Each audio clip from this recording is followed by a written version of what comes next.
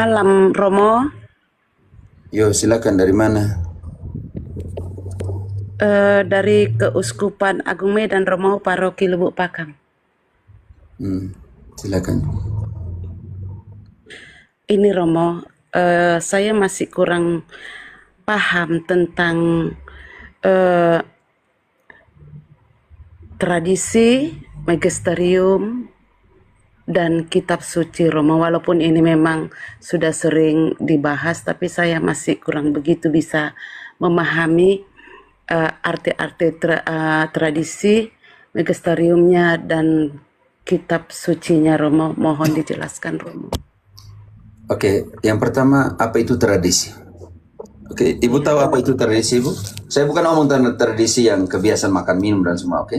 Apa itu tradisi secara biblis itu? Yang Ibu pahami dulu, supaya nanti saya bisa. tradisi contohnya budaya Romo. Bukan, secara biblis yang Ibu, kalau ketika kan ini omong tentang Katolik, tentang kitab Ya, suci. Yang Ibu tahu ketika omong tentang tradisi, itu apa? Yang Ibu tradisi itu biasanya eh, sering berkumpul Romo. tradisi artinya sering berkumpul. Ada perkumpulan di dalam satu eh, stasi gitu. Itu termasuk tradisi kan Itu Romo. kebiasaan atau apa, Ibu?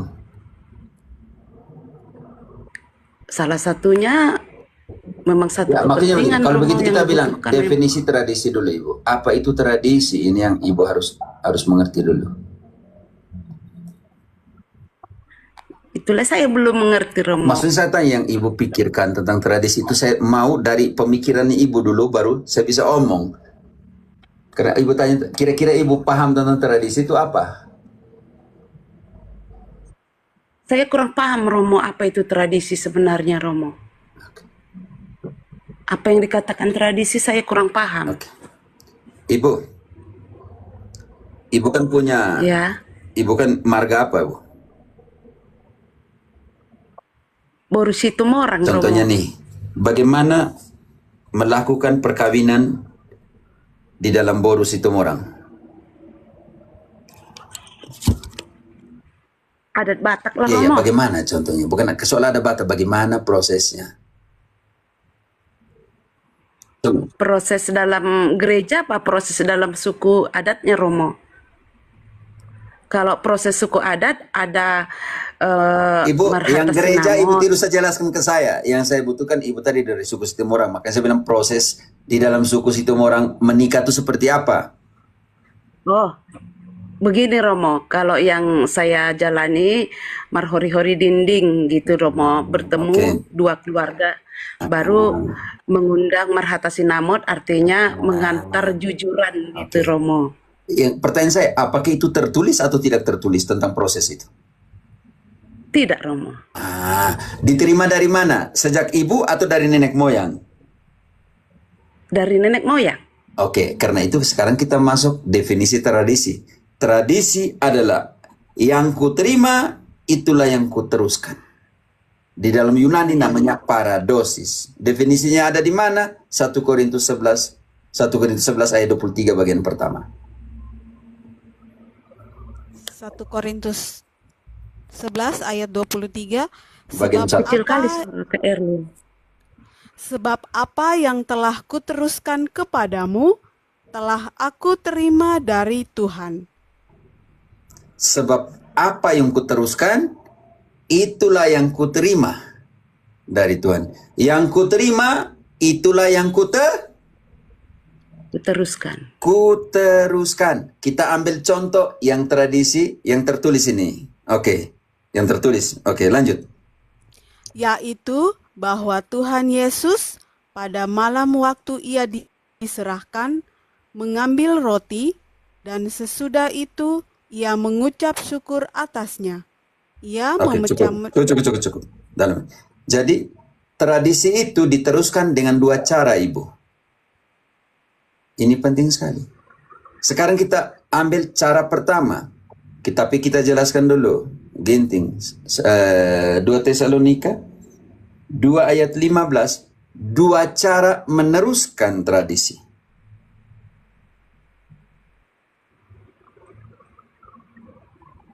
Bantu Erlin kalau gitu. Oh ya ada. Silakan Kak I- Friska. Oke, 2 Tesalonika 2:15. ayat 15. Sebab itu, berdirilah teguh dan berpeganglah pada ajaran-ajaran yang kamu terima dari kami, baik secara lisan maupun secara tertulis. Ibu, di situ tradisi diteruskan dengan dua cara, dua metode, yaitu Secara lisan dan secara tertulis, Romo. oke, secara lisan dan secara tertulis. Kita Tertulis. contoh, sekarang kita ambil contoh secara lisan. 2 Timotius, lanjut Friska, 2 Timotius 2 ayat 2. Meneruskan secara lisan yang kau dengar dari saya. 2 Timotius 2 ayat 2. Apa yang telah engkau dengar daripadaku di depan banyak saksi, percayakanlah itu kepada orang-orang yang dapat dipercayai, yang juga cakap mengajar orang lain. Ibu, diteruskan secara lisan di situ atau tidak? Teruskan itu. Secara Sekarang- lisanmu. Iya, makanya di situ ketika kita ambil random ya, contoh kecil. Erlin, engkau siapkan Yohanes 21:25, Friska engkau lari sedikit ke 1 Yohanes 1 ayat 1. Yohanes menggunakan dua tradisi. Paulus menggunakan dua tradisi.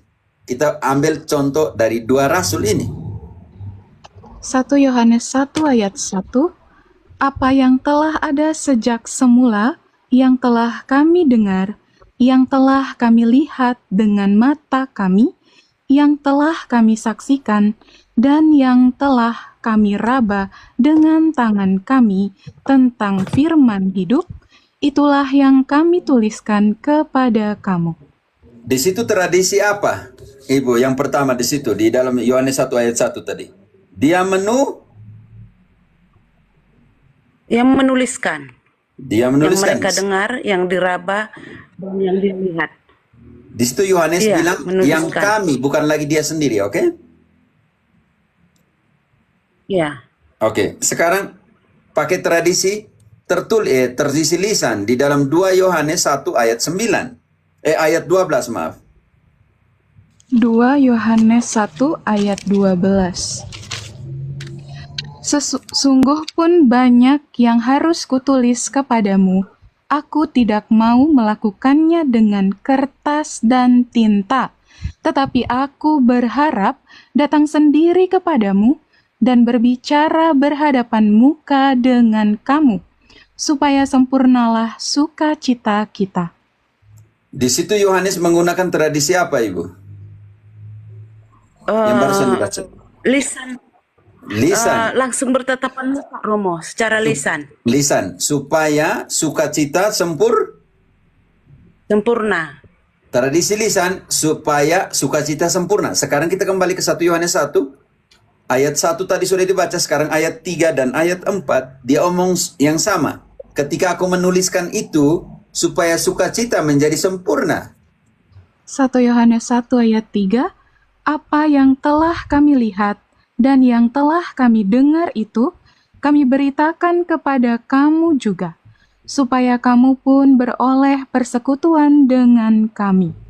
Dan persekutuan kami adalah persekutuan dengan Bapa dan dengan anaknya Yesus Kristus. Sekarang Dan supaya dan yang kami dan tuliskan semuanya ini kami tuliskan kepada kamu, supaya sukacita kami menjadi sempurna. jadi bagi Yohanes, lisan maupun tulisan supaya sukacita menjadi Sempurna. sempurna. Yang ini dia omong tentang yang tertulis supaya sukacita menjadi sempurna. Sempurna juga. Sekarang yang lisan kita baca kembali 2 Yohanes 1 ayat ke-12. Supaya sukacita jadi sempurna atau tidak? Yang lisan nih. 2 Yohanes 1 ayat 12, Sungguh pun banyak yang harus kutulis kepadamu, aku tidak mau melakukannya dengan kertas dan tinta. Tetapi aku berharap datang sendiri kepadamu dan berbicara berhadapan muka dengan kamu, supaya Supaya, sempurnalah sukacita kita. wow. Yang tertulis supaya sukacita kami yang menulis itu sempurna, yang lisan supaya ambas sukacita kita menjadi sempurna. Ini penting sekali. Oke, karena itu kita kembali sekarang ke Yohanes 21 ayat 25. Irlin, Yo- ada yang tertulis, ada yang tidak tertulis. Yohanes 21:25, masih banyak hal-hal lain yang tidak diperbuat oleh Yesus, tetapi jikalau semuanya itu harus dituliskan satu persatu, maka agaknya dunia ini tidak dapat memuat semua kitab yang harus ditulis itu. Bu Soy, ada yang tertulis dan ada yang tidak tertulis. Iya Romo, ada yang tidak tertulis, ada yang tertulis. Oh, nah yang terus sekarang kita turun ke bab 20 ayat 30, dia omong yang sama, mujizat, semua banyak hal yang dilakukan Yesus, mujizat dan lain sebagainya yang tidak tertulis.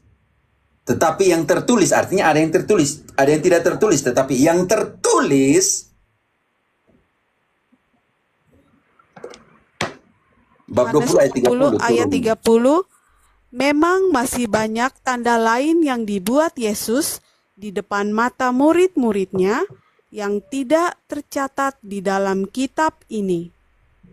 Tahan dulu. Berarti ada yang tidak tercatat di dalam kitab ini. Lanjut. Tetapi yang tercatat, Tetapi semua tercantum di sini telah dicatat, supaya kamu percaya bahwa Yesuslah Mesias, Anak Allah, dan supaya kamu oleh imanmu memperoleh hidup dalam namanya. Bu Soy, bisa mengerti tentang tradisi lisan dan tradisi tertulis? Oke, sekarang kita buat bedakan. Yang tertulis tidak ada masalah, Bu Soy, oke? Sudah ada dalam? Oke Romo. Bu Soy, sekarang pertanyaan saya, Tritunggal Maha Kudus itu Ya. tertulis?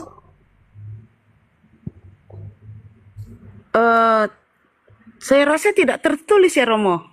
Memang tidak ada kata Tritunggal Maha Kudus dalam kitab suci. Iya. Turunnya Oke. Roh Kudus yang ada Romo. Iya, tidak ada omongkan tentang kata Tritunggal Maha Kudus. Pertanyaan saya, Protestan menggunakan kata Tritunggal Maha Kudus?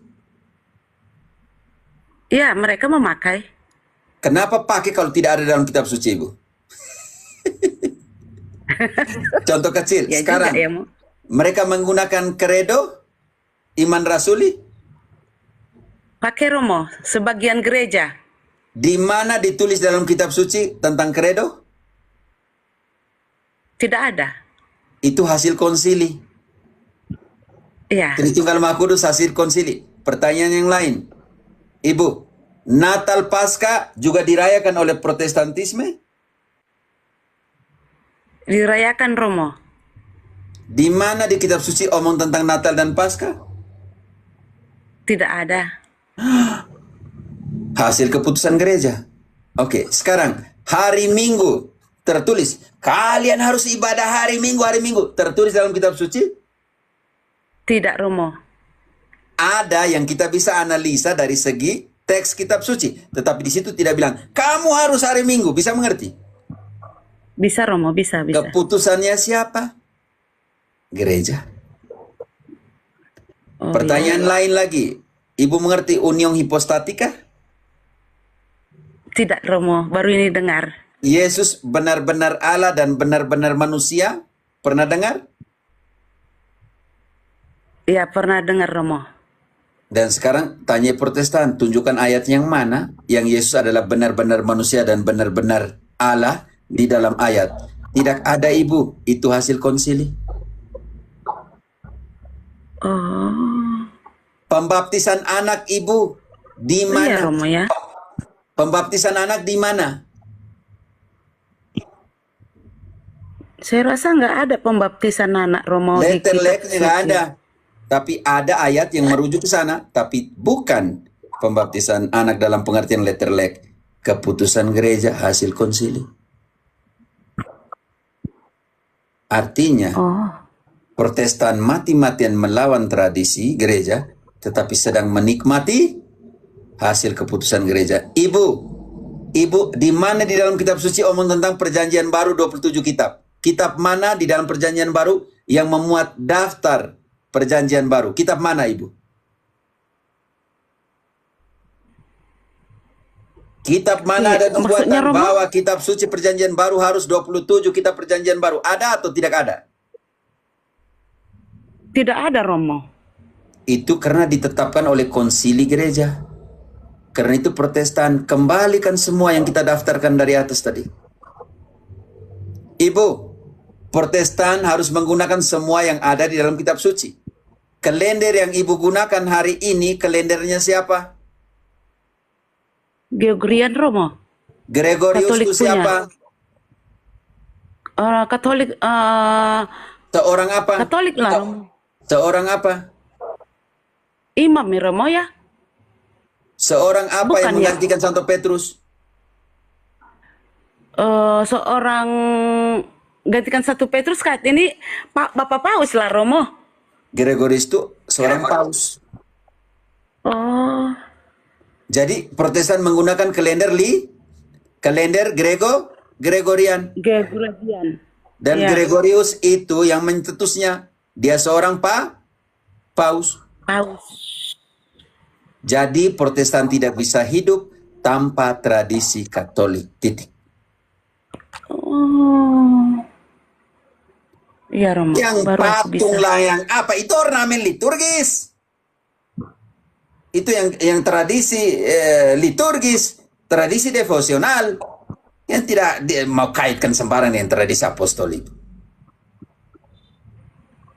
Gagal paham Protestan. Sekarang ibu sudah mengerti. Yang kita terima Mengerti, ini, Romo. mereka sudah terima dahulu. Mereka sudah putuskan dahulu.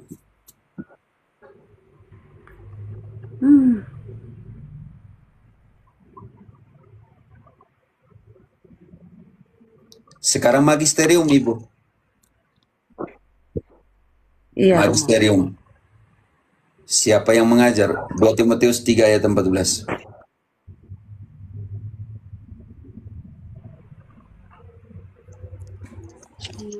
Timotius 3 ayat 14.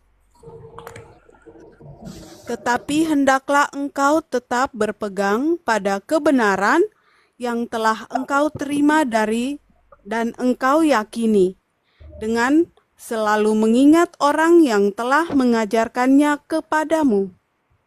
Ibu, di situ dengan selalu ingat orang yang Mengajar. yang itu yang kita namakan Mengajarkan. Oh, magisterium. Magisterium artinya pengajar. Oh, Karena itu tidak suka-suka baca kitab suci langsung tafsir sendiri. sendiri. Contoh kecil, Ginting, kita ambil dari situasi dari Filipus dan Sida-Sida. 8 ayat 28. Filipi 8 ayat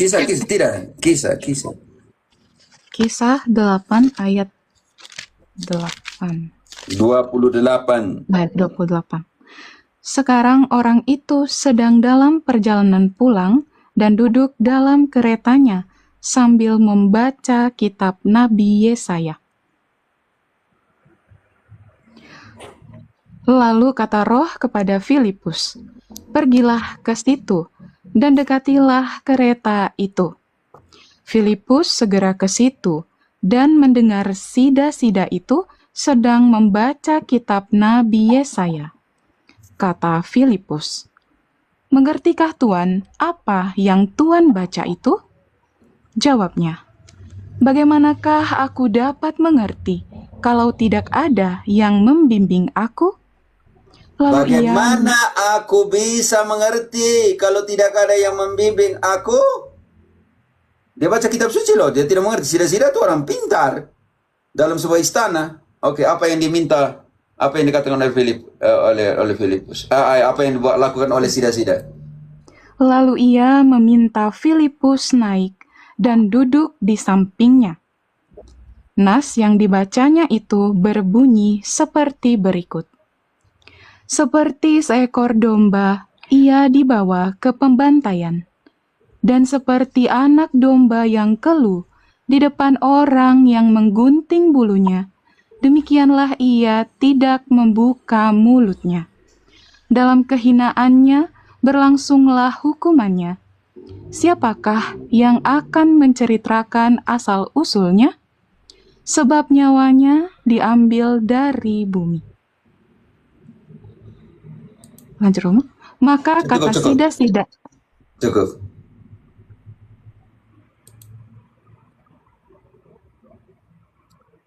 Bu Soy, Ya, Romo. engkau pergi tafsir sembarang, suka-suka tanpa pengajar? Nggak berani, Romo.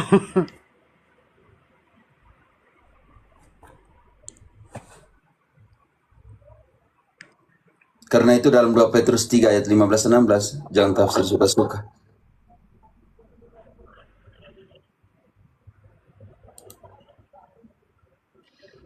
Dua Petrus 3 ayat 5 dan 15-16. Anggaplah kesabaran Tuhan kita sebagai kesempatan bagimu untuk beroleh selamat. Seperti juga Paulus, saudara kita yang kekasih, telah menulis kepadamu menurut hikmat yang dikaruniakan kepadanya. Hal itu dibuatnya dalam semua suratnya, apabila ia berbicara tentang perkara-perkara ini. Dalam surat-suratnya itu ada hal-hal yang sukar difahami, sehingga orang-orang yang tidak memahaminya dan yang tidak teguh imannya memutarbalikannya menjadi kebinasaan mereka sendiri. Sama seperti yang juga mereka buat dengan tulisan-tulisan yang lain. Baca kembali 2 Timotius 2 ayat 2. 2 Timotius 2. Jangan percayakan kepada orang yang suka-suka untuk mengajar, Ibu. Ya, 2 Timotius 2 ayat 2. Apa yang telah engkau dengar daripadaku di depan banyak saksi, percayakanlah itu kepada orang-orang yang dapat dipercayai, yang juga cakap mengajar orang lain. Tidak bisa pilih guru suka-suka. Tidak bisa. Karena itu dalam Efesus 4, Erlin, 4:11, Allah menentukan siapa yang mengajar, bukan suka-suka. Efesus 4 ayat 11, dan ialah yang memberikan baik rasul-rasul maupun nabi-nabi, baik pemberita-pemberita Injil maupun gembala-gembala dan pengajar-pengajar, untuk memperlengkapi orang-orang kudus bagi pekerjaan pelayanan, bagi pembangunan tubuh Kristus. Pertanyaan saya di sini untuk Ibu Soy, bagaimana pendeta tahu bahwa mereka dipercayakan sebagai pengajar oleh Allah? Sedangkan di 2 Timotius 2 ayat 2 mengatakan, Timotius uskup, kau percayakan kepada orang yang benar-benar bisa mengajar. Artinya di situ ada suksesi, magisterium. Ya. Sekarang pendeta tunjukkan bukti bahwa mereka dipercayakan di dalam kitab suci untuk mengajar. Nggak ada lah, Romo. Contohnya Luga Tambunan, dia dapat dari mana dia bisa mengajar? Dia ada di bawah itu. Luga, kau buka kau punya room tuh. Kau buka kau punya room, adu jotos yang seperti yang kau punya feed itu kah, Luga? Kau pikir kebenaran itu ada di aju jotos. Jadi di situ sangat jelas di situ. Allah menetapkan siapa yang mengajar, bukan suka-suka. Bagaimana kita tahu penetapannya? Ya harus ada suksesi. Percayakan kepada orang yang cakap mengajar. Bukan percaya main, percaya sendiri-sendiri. Mana kitab suci? Cari sendiri. Kitab suci melayang, dia bilang, saya kitab suci, saya mengangkat engkau jadi pengajar. Di mana? Ginting, 1 Korintus 12 ayat ke-28. Allah menetapkan. 1 Korintus 12 ayat 28. Luga, engkau pergi buka kau punya room. Toh, kamu di sini mau cari apa di sini? Karena itu, hendaklah tiap-tiap orang menguji dirinya sendiri, dan baru sesudah itu ia makan roti dan minum dari cawan itu. Del dientes. Tarjeta Esa vieja pensaba como que no vale. Por eso colocamos número. Por eso dije que yo mandé otra vez. Por eso. Igual. Luego pásame otra cajera. ¿Y tú compraste mucho? No, poquito. Allá deje, son 12.500 lo de allá. No, déjala yo. Ahí lo dejo. No, esa tarjeta de su Neki, creo. Pero yo le podré brindar ahí. Sí, yo guardo. ¿Vale? Ok. Ada ini Pater Bino punya, taruh di mana supaya nanti jangan lupa.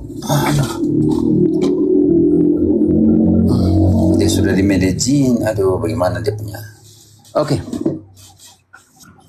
Jadi, Ibu, tradisi magisterium sudah bisa mengerti. Sudah Romo. Ayat yang bisa. barusan dibaca sudah didengarkan bahwa Allah menetapkan siapa jadi rasul, siapa jadi nabi, siapa jadi Pengajar. Bagaimana kita tahu bahwa pendeta mendapatkan suksesi pengajaran ini? Dari mana prosesnya? Saya nggak tahu mau dari mana. Ya, karena itu Mereka itu cacatnya dari di sini. mana, Romo? Cacatnya di sini. Iya. Cacatnya di sini. Bagaimana mungkin setelah abad ke-16 baru mereka bilang mereka mendapatkan suksesi pengajaran? Seperti ada yang pendeta bilang, kami mendapatkan suksesi pengajaran. Dari mana kamu dapat? Emangnya kitab suci percayakan kamu di mana? Terbang di kepalanya pendeta bilang, saya kitab suci, mengangkat engkau dalam suksesi pengajaran. Di mana?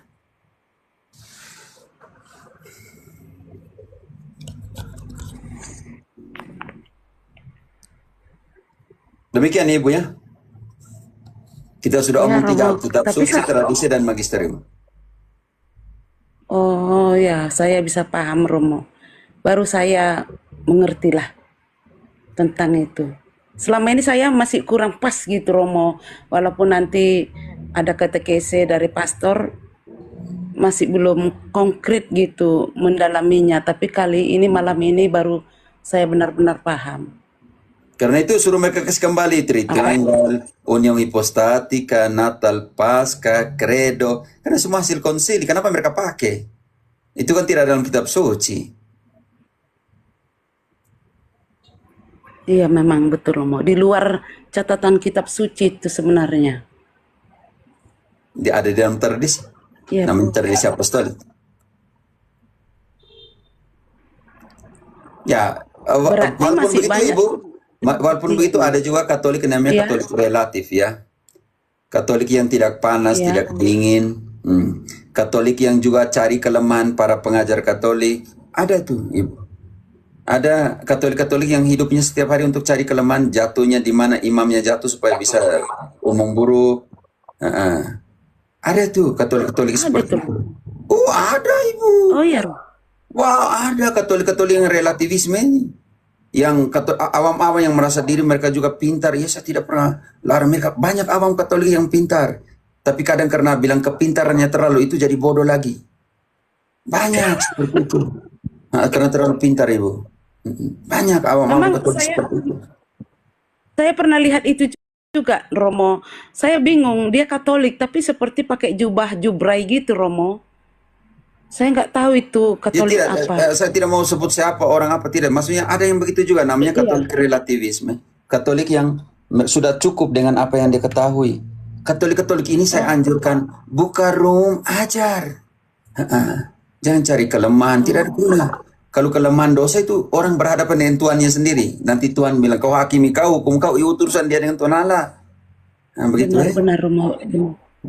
Makanya saya bilang anjurkan Katolik-Katolik jangan juga tukang buat rumor, Katolik-Katolik yang tukang gosip, Katolik-Katolik yang menanti engkau jatuh kapan. Jangan, itu bukan Katolik. Nah, nanti di hadapan Tuhan nanti Tuhan tidak, kau belum gosip, kau gosip berapa orang, begitu. Tidak. Engkau sukses di dalam membuat gosip, rumor, engkau paling ulung di dalam mengkritik pengajaran Katolik. Nanti Tuhan ajar seperti itu dan tanya seperti itu waktu kau mati toh. Itu yang lebih penting bagi kamu. Kalau itu lanjutkan, begitu. Iya Romo, iya. Jadi semoga jangan jadi Katolik tukang gosip, tukang rumor, tukang cari celah supaya menjatuhkan. Mereka punya imam sendiri, mereka punya orang-orang Katolik sendiri. Ya, semoga.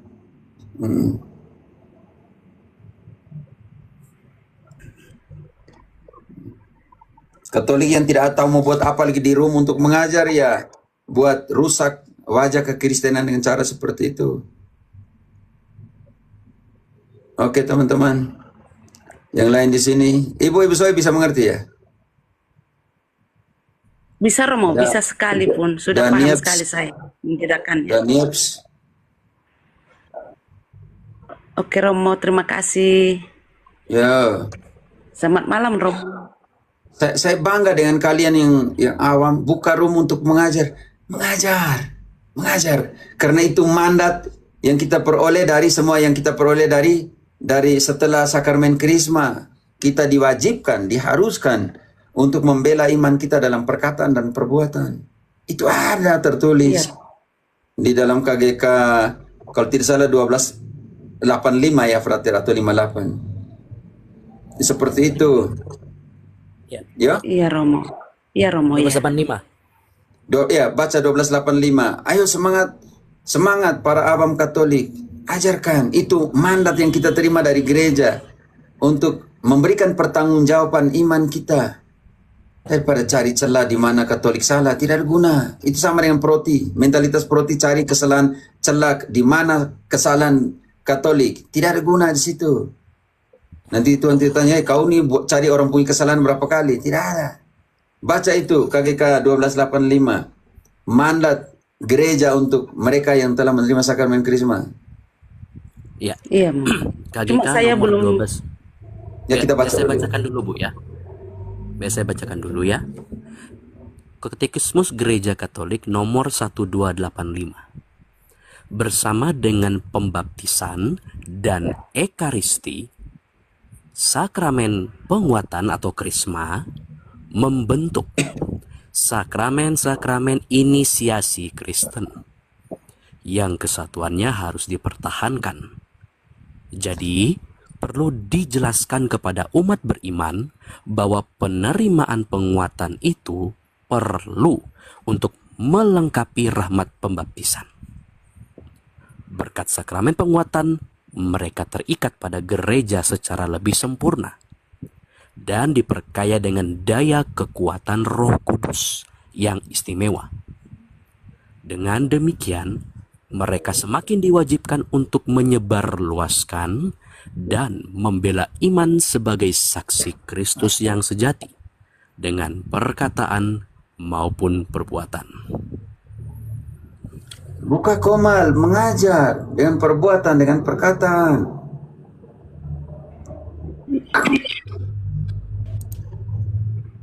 Tetapi dengan kemanusiaan gitu toh. Iya, Mo. Ya. Saya akan mencoba Mo tetap memberikan yang terbaik, menjelaskan iman Katolik yang saat ini memang kita lihat di media massa kita lagi diserang memang. Tapi dengan ilmu iman yang hanya sedikit yang saya punya, hanya itulah yang bisa saya sampaikan Romo. Karena saya tidak banyak mengerti tentang tadinya tradisi magisterium dengan kitab suci, terlebih kitab suci Mo. Saya takut salah tafsir aja kalau kita bawa-bawa lompat-lompat kitab suci tidak tepat. Kita sebagai orang Katolik kan itu tidak boleh begitu kan Romo, punya batas-batas tertentu, tidak boleh sembarang sebut-sebut saja. Jadi itu yang membuat saya agak kaku kalau mau berbicara tentang kitab suci, Romo. Oke, prinsip dasar apologetika yang pertama di Titus 1 ayat 9 sampai selanjutnya sampai 10 11, siap juga di 1 Petrus 3 ayat 15 16 prinsip dasar. Kalian berdua Erlin, satunya di Titus, satunya di 1 Petrus.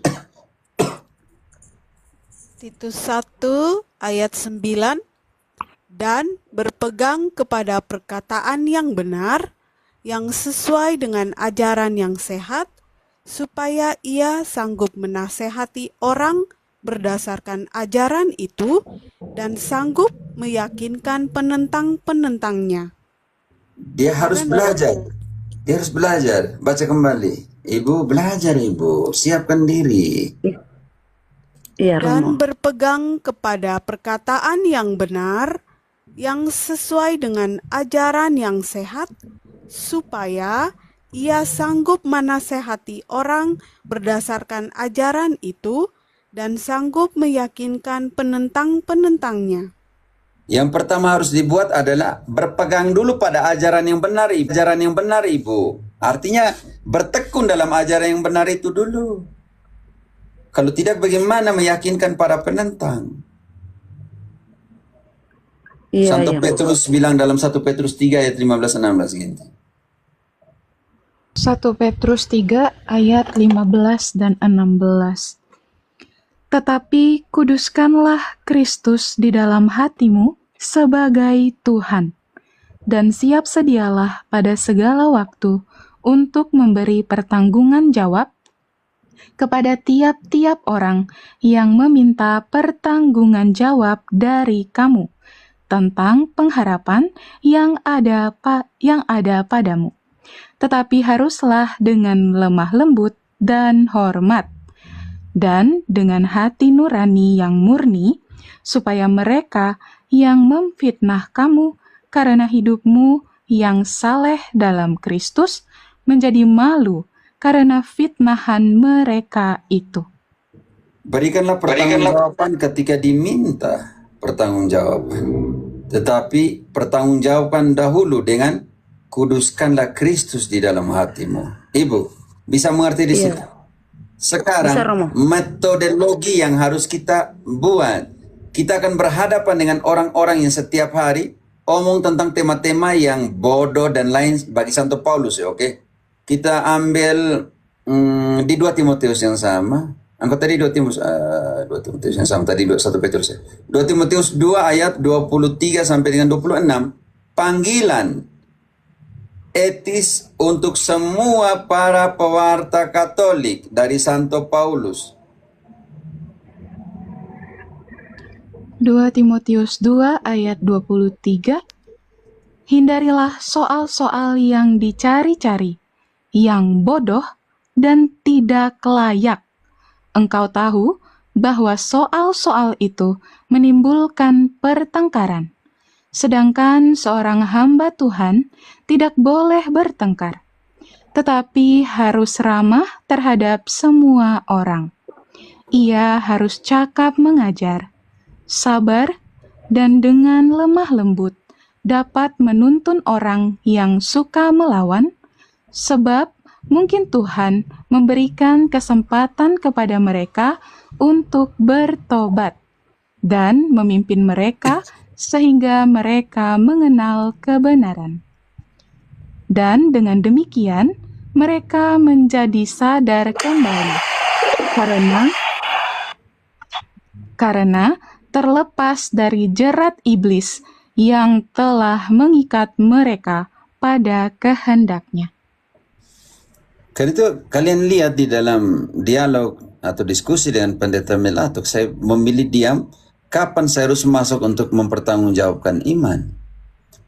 Tidak teriak, tidak buat attitude yang lain dengan disposisi saya untuk mendengar dan semuanya. Justru seperti inilah engkau dianggap tidak tahu apa-apa. Saya lebih memilih untuk itu. Dan kalian yang dengar dan lihat, kalian tahu, kalian memutuskan bagaimana yang mempunyai akurasi dalam data dan semuanya. Oke, karena itu teman-teman, butuh etika pewarta digital untuk Katolik. Tolong semua Katolik yang ada di sini. Saya rangkumkan 2 dokumen dari Nuevo y Viejo yang Paus Fransiskus punya 28 Januari 2025 sebelum dia meninggal, dokumen terakhir.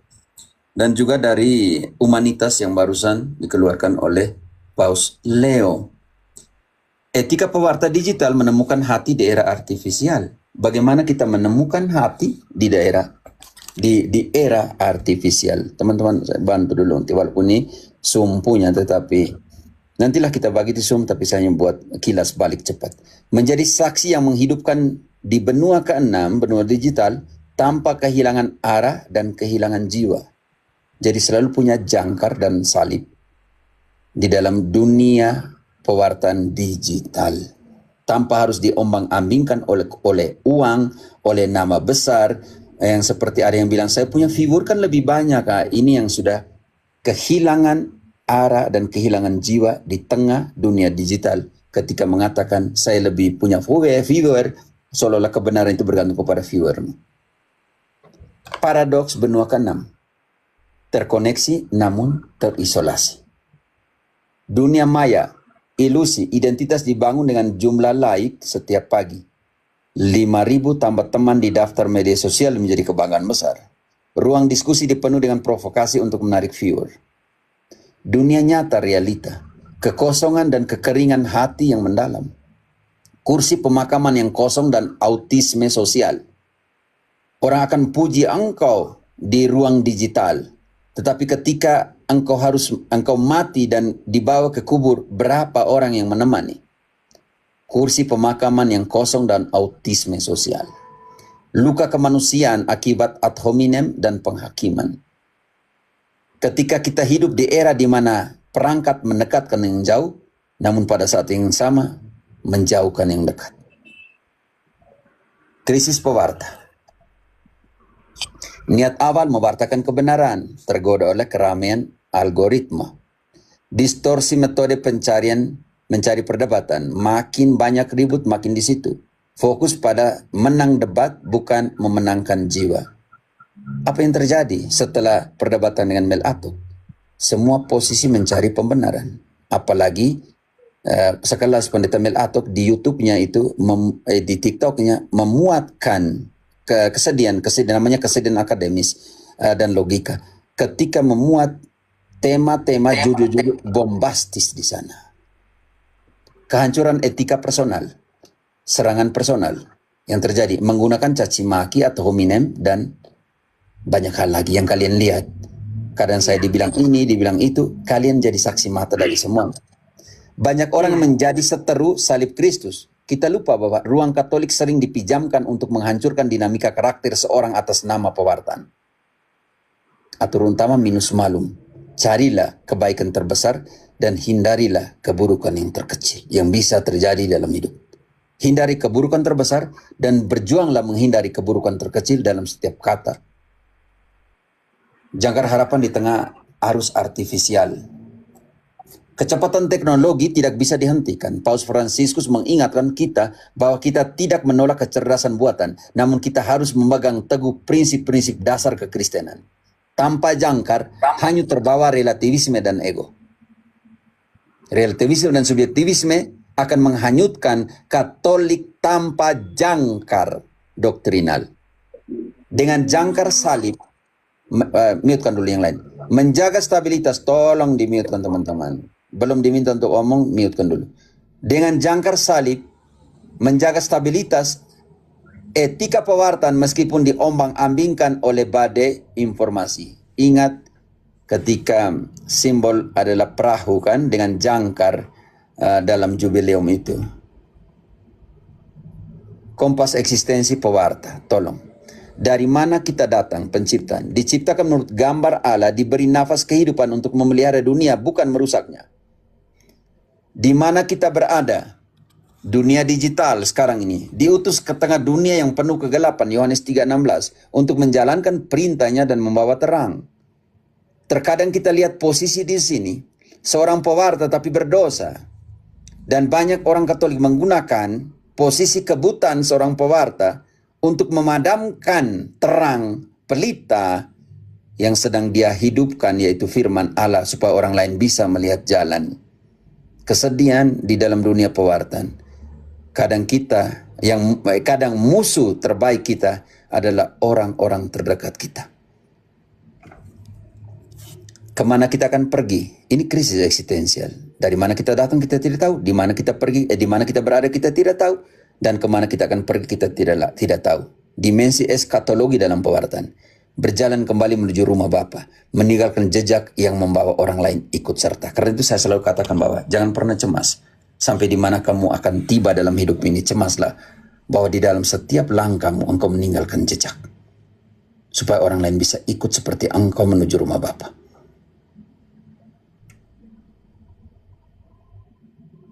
Arsitektur jiwa, mandat memelihara. Bentuk fisik, debu tanah, Kejadian 2 ayat 6 dijadikan dari debu tanah, rapuh dan tidak berarti tanpa Allah. Karena itu Allah menghembuskan nafas kehidupan, konstruksi interior, Roh Kudus memberikan kita otoritas kehidupan. Di dalam Kejadian 2 ayat 6 sangat jelas bahwa Allah membuat manusia dari debu tanah, lalu menghembuskan rohnya, dan manusia dikatakan makhluk hidup. Karena itu yang namanya mandat ekologi.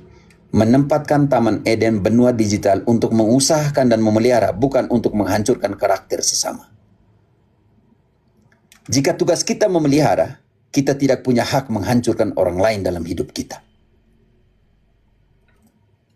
Pergeseran paradigma dari ego ke eko. Ego menggenggam dan menyetir semua hal ke dalam diri sendiri. Pandangan melihat orang lain sebagai proyek atau target, bukan hanya debat, tetapi juga secara ekonomi. Sikap dominan, manipulasi, dan mencari validitas like. Lihat sekarang, dengan bombastis dari semua judul-judul yang dibuat di TikTok, di YouTube, dan sebagainya. Bombastis. Kalian pernah lihat di saya punya TikTok, kalian pernah lihat di saya punya Hero Apologet Katolik di Facebook, kalian pernah lihat di saya punya YouTube, Epifani, membuat kontra attack yang kita bilang itu serangan balik terhadap apa yang mereka katakan tentang saya. Tidak. Kenapa? Karena itu bukannya saya mencari validasi. Kebenaran tidak perlu mencari validasi. Kebenaran akan berbicara dari objeknya sendiri, yaitu kebenaran. Ini yang kita lihat, orang pola-pola mentalitas ego di dalam pewartaan digital. Mentalitas ekologi, gaung, memberikan gaung ke bawah. Karena itu katekis dari kata katekistein yang artinya memberikan gaung ke bawah. Fokus menjadi bagian kecil dari harmoni seluruh ciptaan, Laudato Si. Pandangan, melihat orang lain sebagai sesama pesiara. Sikap, memantulkan kebaikan Allah, gaung supaya orang lain bisa mengikuti gaung yang sama. Gaung mengajarkan bahwa jika kita memantulkan caci maki, dunia akan mencaci maki. Jika kita memantulkan kasih, dunia akan menggaungkan cinta.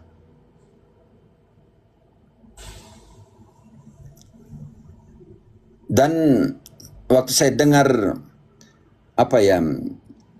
pidatonya atau seminarnya KDM ya, Bang Dedi di Papua, dia bilang, jangan datang ke Papua dengan perang, datang ke Papua dengan cinta. Datang ke Papua dengan cinta. Jangan datang dengan senjata. Itu gaung yang sementara dilakukan. Jangan sampai Bang Dedi yang tidak tahu tentang ajaran Katolik, tidak punya kitab suci Katolik, lebih Katolik dalam sikap hidup daripada yang kita yang dikatakan Kristen ini.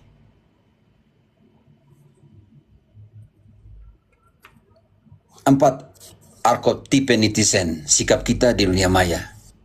Mau seperti apa? Udang, tidur nyenyak, hangus, terseret arus, algoritma, hidup dari toksisitas dan gosip di dasar, karena di sini udang menyimpan semua kotoran di kepalanya. Jangan sampai dunia digital membuat kita hidup dalam ekstrim penabungan kotoran di kepala kita. Mau hidup seperti lalat, sang pembusuk, mencari-cari luka, kesalahan, dan relativisme, menikmati bakteri perpecahan? Atau jadilah salmon dan lebah di tengah dunia yang dipenuhi dengan udang dan lalat. Digital. Salmon, sang pejuang, berani berenang melawan arus yang kotor demi melahirkan generasi baru di perairan yang jernih. Lebah, sang pembangun, mencari nektar kebenaran, menciptakan madu kebaikan dan dengan tegas membela sarangnya.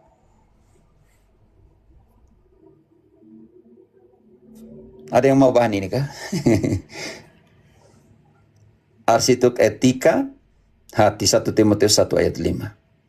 Di mana hatimu berada, di situ hartamu berharga. Jika engkau menaruh hati yang sakit, maka pewartaanmu akan menghasilkan penyakit. 1 Timotius 1 ayat 5. Halo. Timotius 1 Timotius 1 ayat 5. Tujuan nasihat itu ialah kasih yang timbul dari hati yang suci, dari hati nurani yang murni, dan dari iman yang tulus ikhlas. Penting sekali. Hati yang suci, menyucikan Kristus. Nasihat itu timbul harus dari hati yang suci.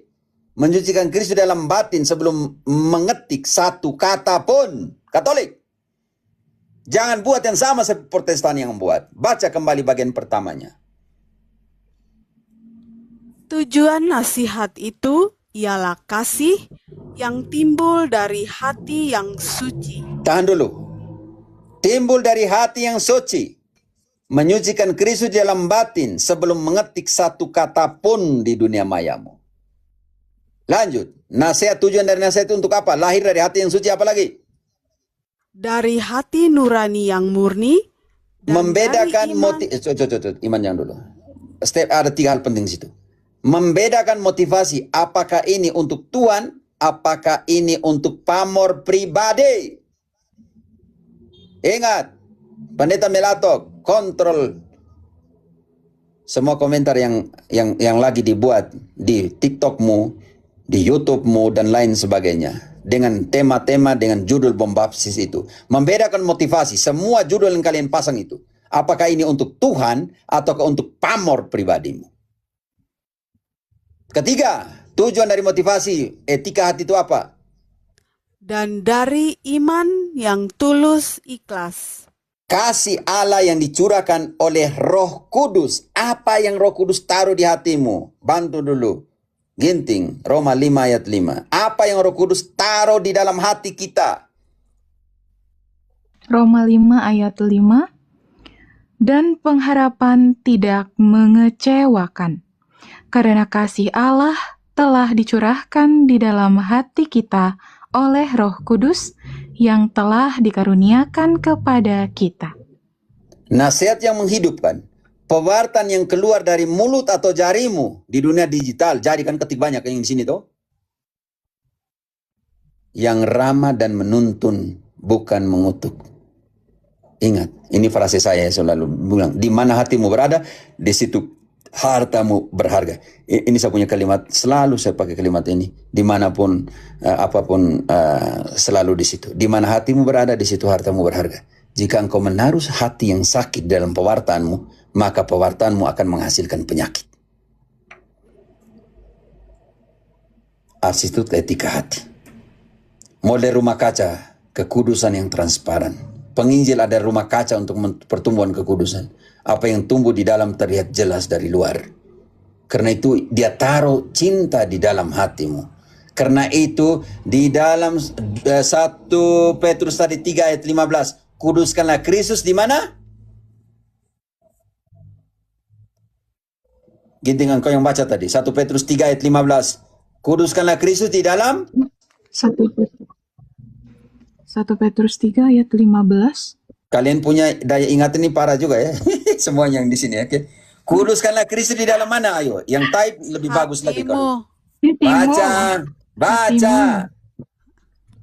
Ya, tetapi kuduskanlah Kristus di dalam hatimu sebagai Tuhan.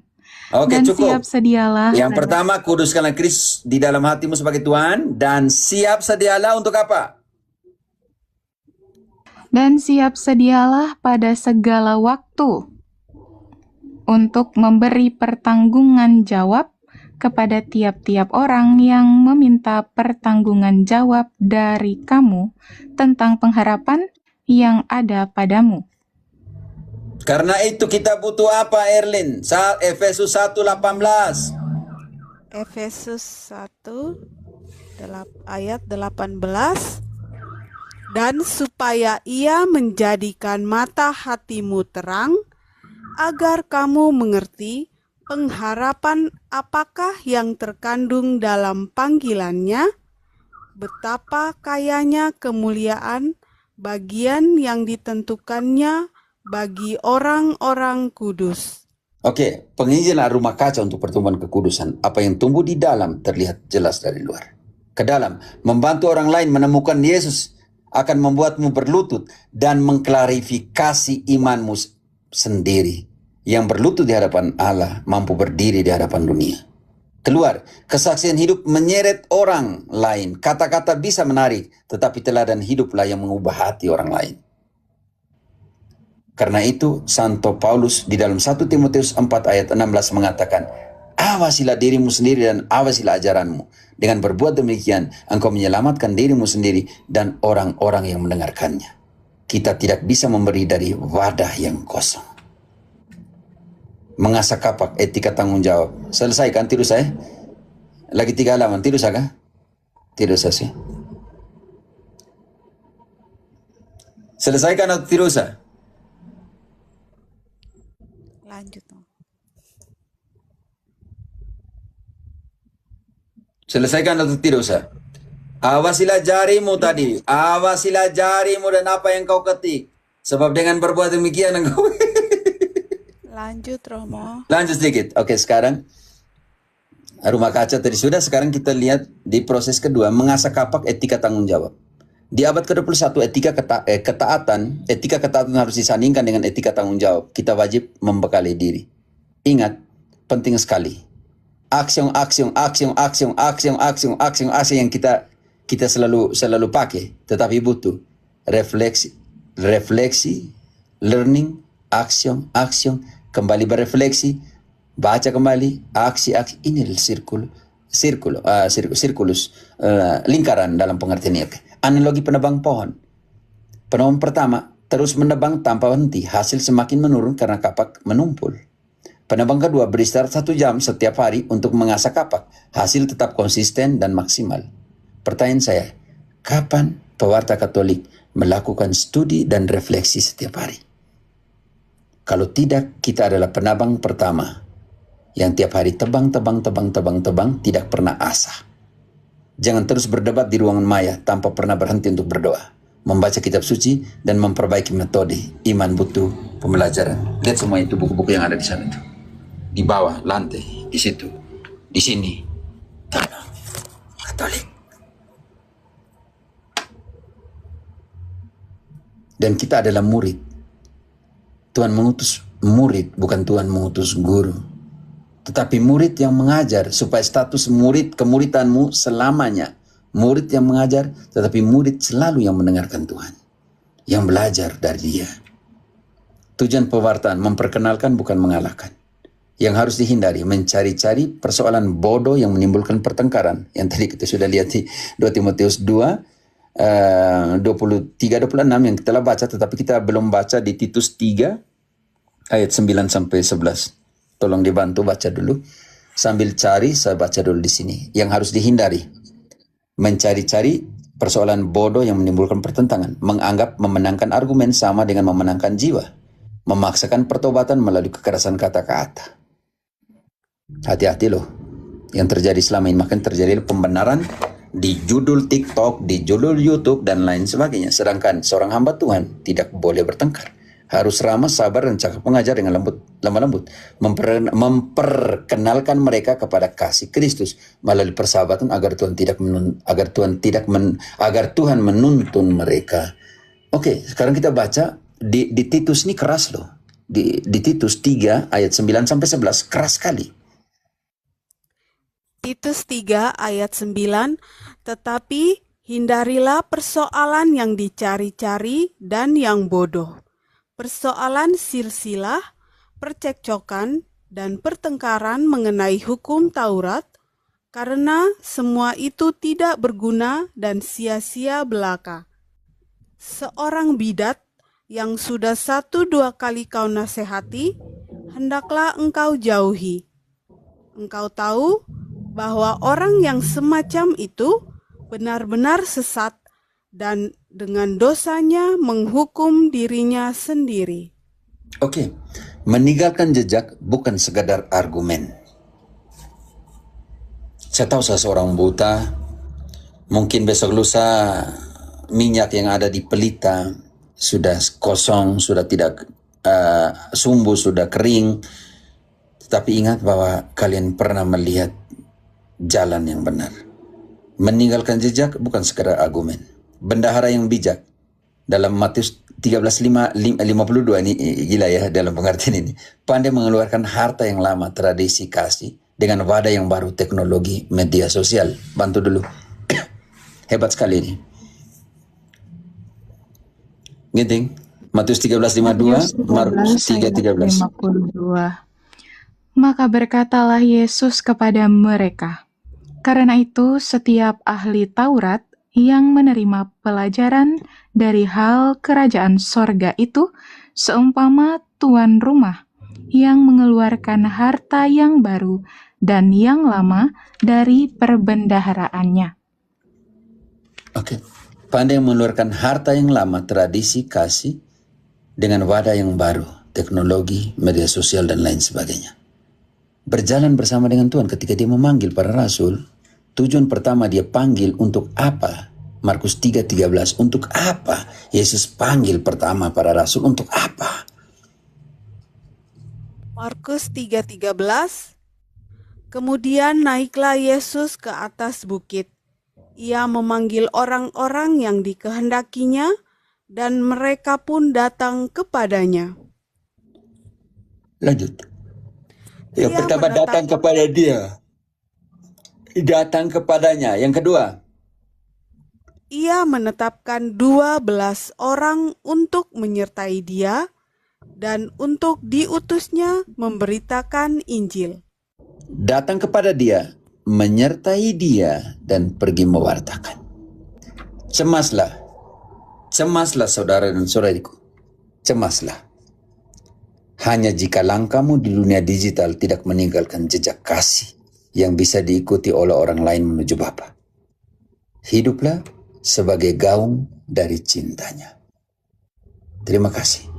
Cemaslah hanya jika langkahmu di dunia digital tidak meninggalkan jejak kasih yang bisa diikuti oleh orang lain menuju Bapa. Hiduplah sebagai gaung dari cintanya yang abadi.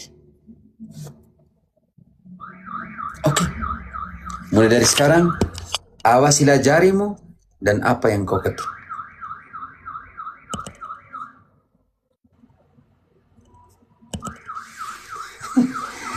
Oke, teman-teman. Begitu Ibu ya?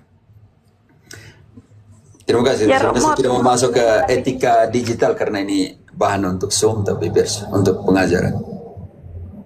Ya, Romo. Oke, terima kasih Ibu. Sebentar pun. Makasih Romo, terima Iya, iya. kasih Kakak. Ya. Malam. Oke, lagi 10 menit. Sama Ibu.